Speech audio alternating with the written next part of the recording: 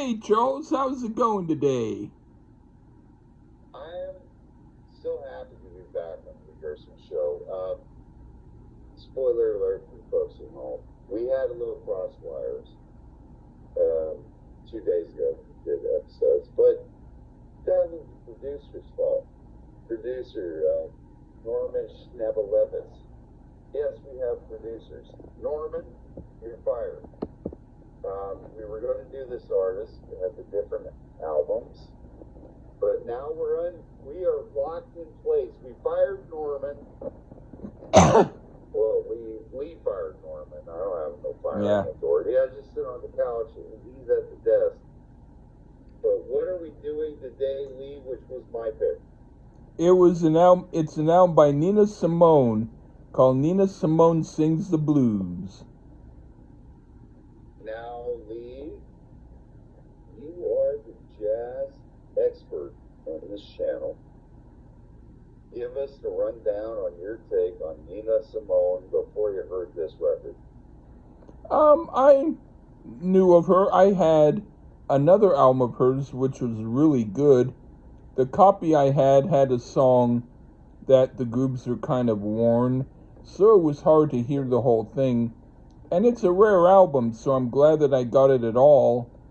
But yeah, I also know that Paul McCartney said that the part I love you, I love you, I love you on Michelle was based on Nina Simone. So I would not be surprised if that was something that you knew and was part of why you picked her. But um, she she has done various different types of albums.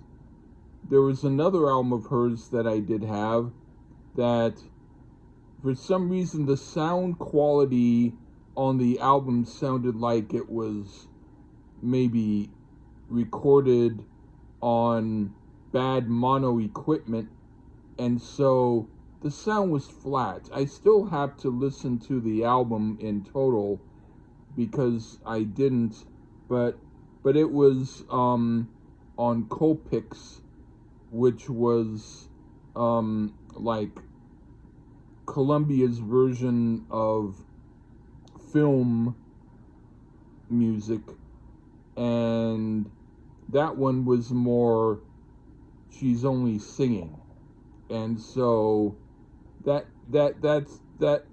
she had sometimes albums where she only sang and other albums where she did the piano and sang, and this luckily was one where she did the piano, and she originally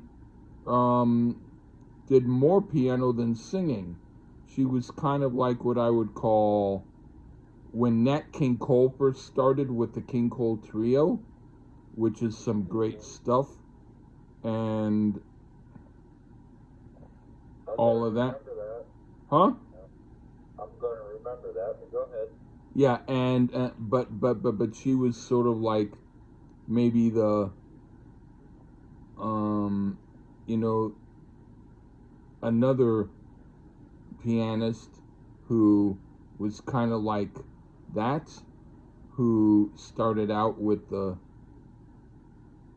cool, vibrant jazz, and but she always was considered to be cool, and she did some live albums as well as some studio stuff. But yeah, she's considered to be one of the good ones. Yeah. Well, there you go. I wish I could lie and say, now I do know, I remember Paul McCartney saying, somebody inspired the I love you thing, and now that you said it was her from reading books and shit, I was like, okay, now I know who it is. I really, Lee, honestly, knew nothing about her. Oh. I think I read something and I said, let me listen to a little bit of this. And I asked Lee, and he was like, yes, I know she isn't, like, she's no longer with us, right, Lee? She's passed on. Yeah. Yeah. But I know she's considered a great American artist. I knew nothing about her. Sorry. Huh. I just try to find stuff that would stimulate reimbursement and not necessarily be something that only I would like. It's something that maybe I can listen to and see if he's interested in. And what I remember, and even the episode that we had to fire Norman over, he hadn't heard either one of those albums or this one, correct? Correct. So now this is Nina Simone, and now I have read up about her, listened to more now. So anybody want to come at me, you don't know Nina Simone? No, I didn't know her. Sorry. I have a job and life. I do the best I can. But now that you mentioned that, I remember reading that, and I've been interested in branching out, and that's what Lee Gerstmann does to you folks. If you meet him, branch out and listen to different things. Yeah. And the fun thing is to ask Lee if you know this one, and he says no, you knew the artist, but not the album. I get giddy for that. So he could say, this is the worst album I've ever heard. I'll still be excited because he didn't know the album. But we'll know when we get into a review. But I picked this because I'm a blues type of person, typically. So I was interested, had read up on her at this point. And so we basically listened to it roughly at the same time. And let's see how Nina Simone does the blues, Lee. All right. I will start. The first song is called Do I Move You? Fantastic opening track. My type of blues. The only other blues person I know who could do this type of greatness was John Lee Hooker. This is my kind of blues. What do you think? I mean, we come out right with this one here. It's like a blast of lightning.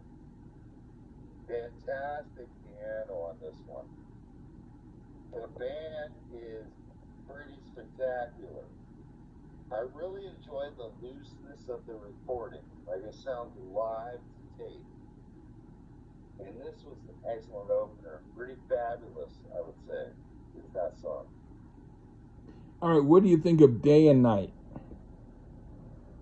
This one has an almost Motown feel to it. Instrumentally, it has the hallmark of the blues, but it also has a certain kind of lightness to it. The jaw harp in the bridge is great. That's a great touch. You know, this has the feel of just awesomeness to me. I mean, I love it.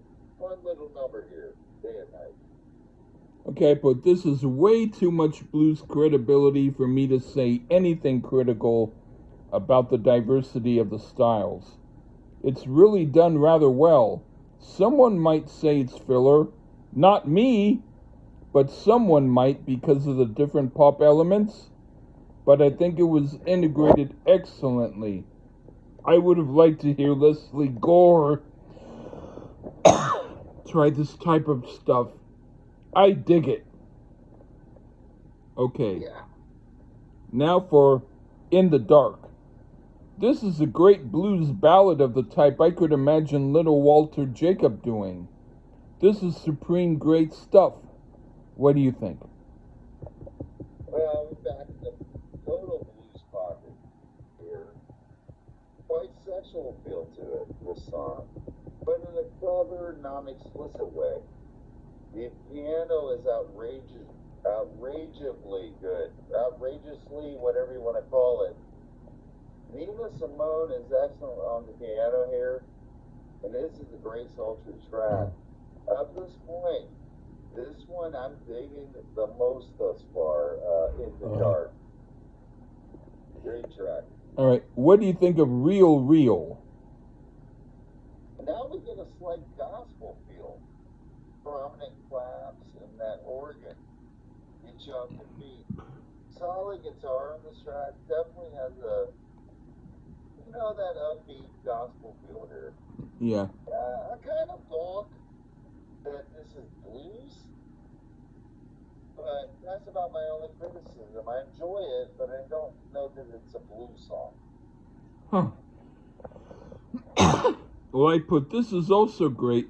It's a very good blues version of what sounds somewhat gospel in origin. It's very hip. Now for My Man's Gone Now. This is a totally different direction, and it's a fantastic one. This would be wonderful to hear late at night on a cool night while drinking a lot of vodka and getting very drunk and hearing this. It gets a lot of thumbs up from me. What do you think? What's off the opera of Porgy and Bess here? Very downtrodden and dark, and Miss Simone carries this one with a powerful vocal. She has a great alto voice for sure. This one is actually stunningly good. Fabulous track yet again, and I agree about In the Dark with vodka. Right on. What do you think of Backlash Blues? Yeah, man. We're back with the blues here. Complete with a little social commentary yet to boot. I really enjoyed the guitar work on this one. Not to mention, again, Simone's fantastic piano work. I don't know if she's a better vocalist or pianist. Great guitar solo, but absolutely accented by Simone's piano. Just gives it that extra oomph. So yet again, badass right here, this song. All right, I put, this is a really great song. I don't know of any other artist who could do something like this. But she did it great and I love it. Now for I Want a Little Sugar in My Bowl.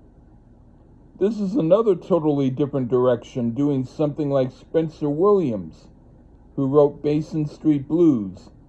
A bit of the 1920s style thrown in for good measure. This album is becoming truly iconic so far. What do you think? Very subtle here. Some slow, soulful blues here. Definitely Simone vocal shows off.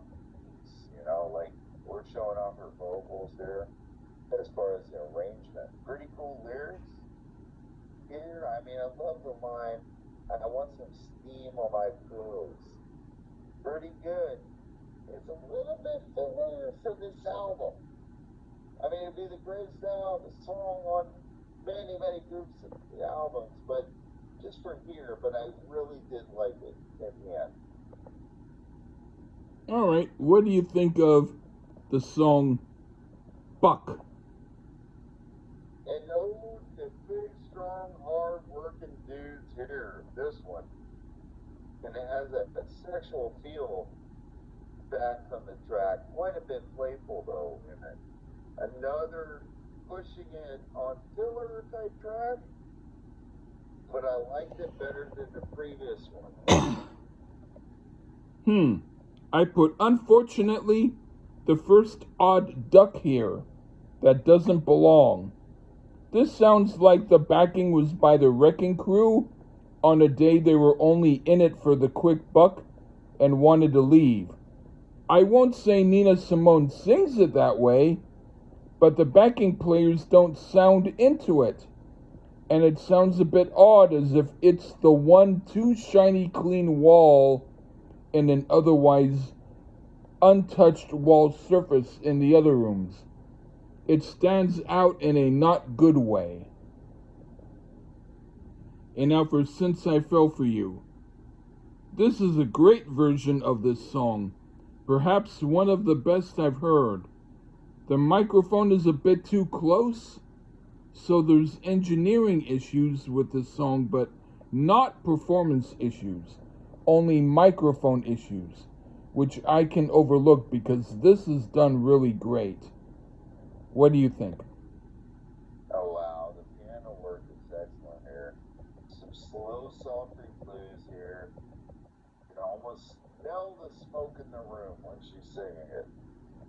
And like you mentioned, she's too close to the mic. There's no studio trickery. This is just more like it here for me. Versus both the previous two. We just this are different on the two tracks, but those are two filler tracks. All right, let's go. Okay, what do you think of the House of the Rising Sun? Well, will they outdo the Animals here? Yeah. I can't say that due to the arrangement because it's very different. This one comes across like a freight train. I could practically hear Johnny Cash try this arrangement. And also has that gospel-y feel again. I enjoyed this version. Interesting take on the song. I tie it with the Animals version. Okay, I'll put at first, I thought, why is she doing it this tempo? And I was going to dismiss it. And then I thought it sounded like how Bob Dylan might do some folk blues songs. And it was sounding pretty cool. And then the middle part came in. And then my feelings switched once again. So now I say, this is a total failure. Yeah. And then the last song, Blues for Mama. Do you like the Animals version? Yes. It's better than this? Yes. By a long shot. All right. There you go, folks. Yeah, that's I figured you would like the one that I didn't, and I'll wait before I say the rest. I like the Animals version. It's different. I didn't mind this, but I Yeah, I minded it. But anyway, you minded it. Okay. I minded it. So that's what I'm trying to say. In fact, dirt is different than steak. Doesn't mean you have to like both. Anyway, the last song, Blues for Mama. Unfortunately, instead of the album getting better again, it only got slightly better than the last track. But this I would call filler.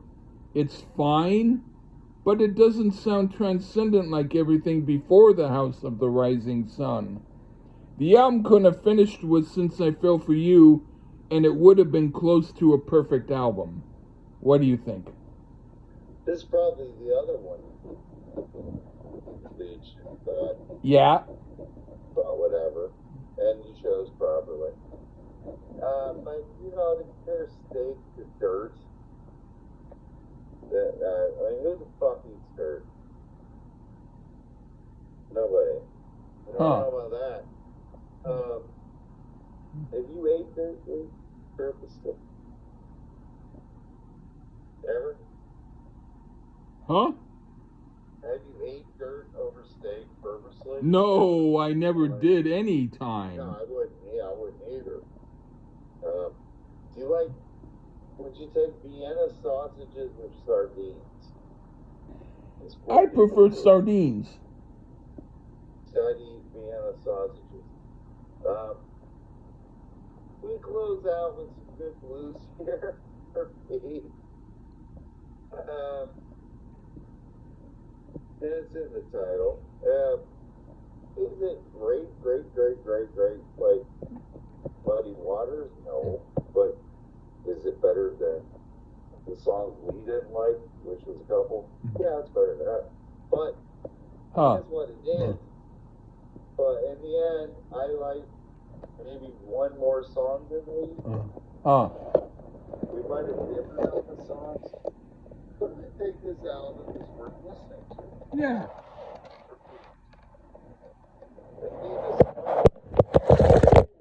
If she inspired Michelle,